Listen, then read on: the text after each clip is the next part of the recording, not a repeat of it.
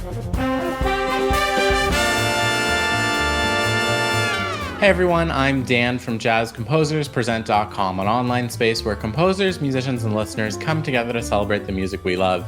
I'm joined today by Ed Partyka, trombonist, composer, conductor, and longtime member of the Bob Brookmeyer New Art Orchestra. Ed is here to show us how to add some variety to your voicings. Hi, it's a pleasure to be back, and I'm going to sort of continue where I left off after my first mini lesson, where I talked about orchestration and instrumentation. And I talked about a piece that very much inspired me to rethink the way that I orchestrate, with my jazz orchestra and with when I write for any big band or jazz orchestra. And it was an arrangement by Gil Evans from the Porgy and Bess album. And it's this wonderful arrangement of Bess, You Is My Woman Now, where within the 5-minute length of the piece, he presents about 25 distinct and different instrumental combinations to create wonderful textures and wonderful shades of dark and bright, heavy and light, and to create tension and release. And a piece that very much inspired me in the area of voicings and my use of voicings was a piece composed by Bob Brookmeyer. And it sort of had that same wow effect that Gil Evans' Bess, You Is My Woman Now had on me. And this is the third movement of Brookmeyer's Celebration Suite. It's called Remembering. And I was lucky enough to be there and perform the premiere in 1994. Bob wrote it for Jerry Mulligan, and we premiered it at the Schleswig-Holstein Music Festival in Germany. I was also lucky enough to be on the recording with Brookmeyer's New Art Orchestra in 1997, which featured Scott Robinson in the role of Jerry Mulligan. So this piece is one I know very intimately, but only years later did I really start to study Bob's use of voicings and why I love this piece so much. He gets these same emotions and the same shadings, as I mentioned before with Gil Evans. The biggest one, of course, tension and release, but bright and dark, heavy and light. And it's more or less through the use of voicings. Because the orchestration is very homogeneous. The brass are open the entire time. The woodwind section, they're playing clarinets the whole way through. And there's maybe, 2 or 3 different instrument combinations, but it's all through the use of voicings. So why don't we take a look at slide 1 and just sort of give everybody just a quick look at the parameters that I think about when I am going to present any sort of melody, whether it be the main melody of a piece, a background behind a solo. And these are the different parameters to think about. And one of the things I noticed, of course, in the history of jazz writing, especially big band writing, of course, the go-to voicing is always 4-way closed or 4-way open position. And, a lot of younger writers sort of, it seems to me, sometimes they get stuck in 4-way voicings. And I think that's also, partly our fault as teachers, because in my arranging classes, of course, we spend a lot of time, teaching our students to have a good grasp of 4-way voicings. But, there are a lot of other options out there. And like I mentioned before, these are the parameters that I think about.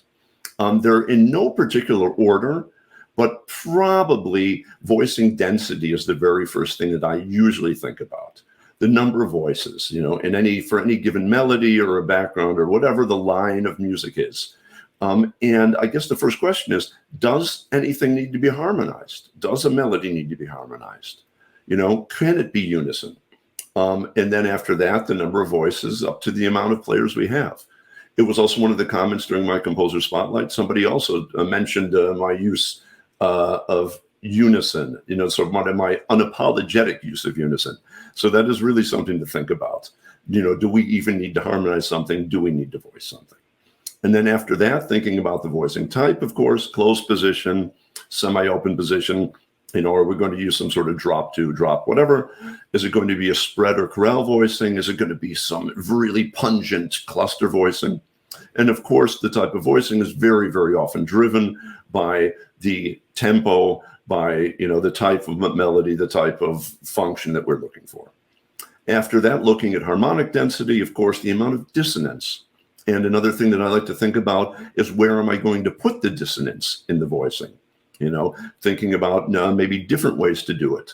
to create more effect. Another wonderful thing with Brookmeyer, a lot of times he would put the dissonance in a very unexpected place in the voicing, so just, and well as Gil Evans, George Russell as well, So once again, thinking about where and how much dissonance.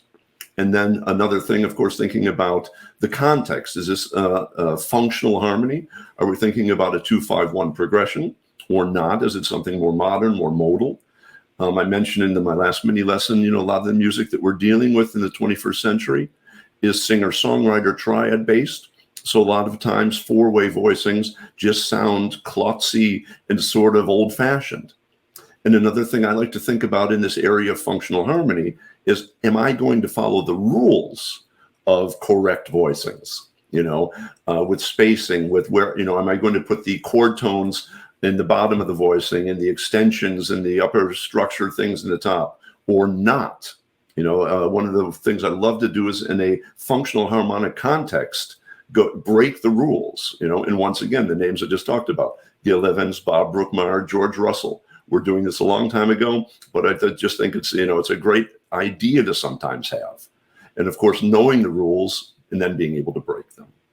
Of course, thinking about motion, parallel, similar, oblique, or contrary, or, linear concept. And that derives from Bill Dobbin's excellent book, which I can recommend to everybody, but thinking more about the inner voices and movement of the inner voices. And also another concept that Bob Brookmeyer very much used in his writing, in his teaching, the concept that the melodic content of an inner voice is more important than the vertical structure. So also thinking very horizontally, linearly. Once again, Dobbins and Brookmeyer being people that influenced me very much in that way. Range, another thing that sometimes we don't think enough about. Going back to my example of Brookmeyer's remembering the third movement of the Celebration Suite, he presents the same chord within the space of a couple measures, one time in a spread voicing, low register, very, very dark and rich sounding, and then he switches suddenly on a dime, and he moves the voicing up, makes it close position, and all of a sudden it's like the sun coming up. Or coming out, coming up, but as in dawn, or coming out from behind some clouds. So range really playing an important role, along with, of course, the voicing type. Also the use of the bass, which octave, which range do we have the bass in, or the root of the chord if we're thinking about a spread voicing. That can also play a very, very important role. And then, of course, the other thing we talked about is, of course, instrumentation and orchestration. Why don't we take a listen and take a look at an example. This is something that I've written, and this is an arrangement of Wayne Shorter's Fee-Fi-Fo-Fum that I recorded with my band, the Ed Partyka Jazz Orchestra, on our album Kopfkino.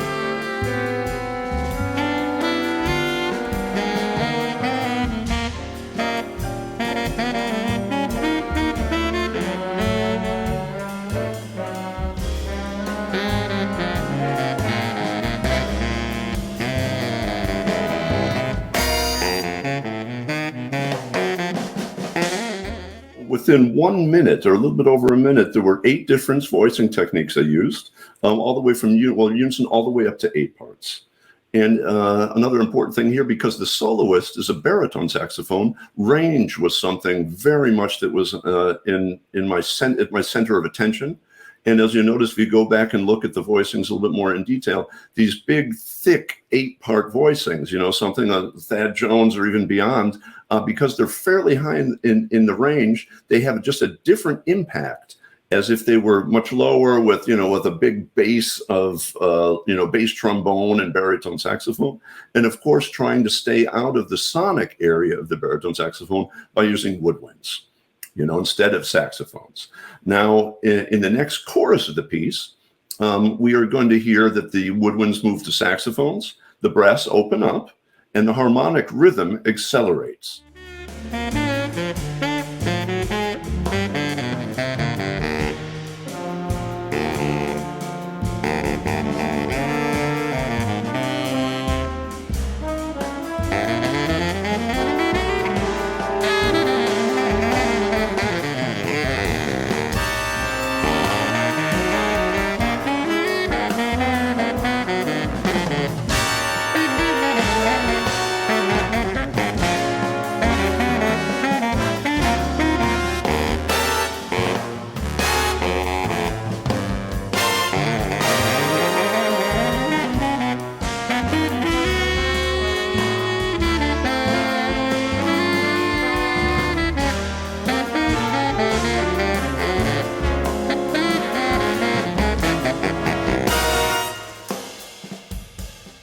Things got fairly big, but that's also something I talked about last time.